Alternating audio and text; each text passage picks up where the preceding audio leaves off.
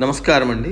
భగవద్గీతలో నేడు 13వ అధ్యాయము క్షేత్రజ్ఞ విభాగ యోగమునందు 28వ శ్లోకము తాత్పర్యం వినిపిస్తున్నది మీ విజయభాస్కర్. సమం సర్వేషు భూతేషు తిష్టంతం పరమేశ్వరం వినశ్యత్స్వ వినశ్యంతం యః పశ్యతి స పశ్యతి.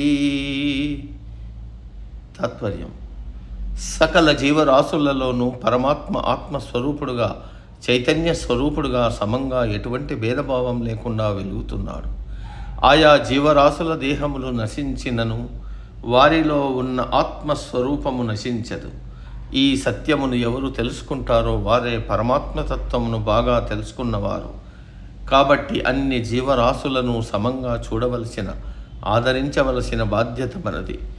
దేహము వేరు, లోపల ఉన్న చైతన్యం వేరు.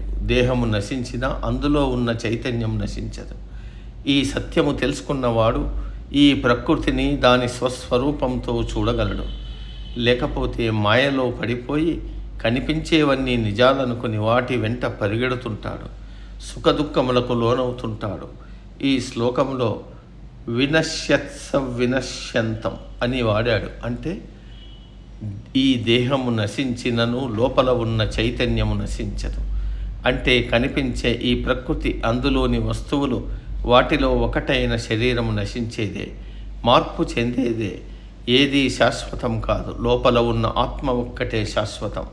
అది నశించదు, మార్పు చెందదు. పైగా సమం తిష్టంతి అంటే సమంగా, ఏ విధమైన భేదభావం లేకుండా అందరిలోనూ తిష్ట వేసుకుని ఉన్నాడు.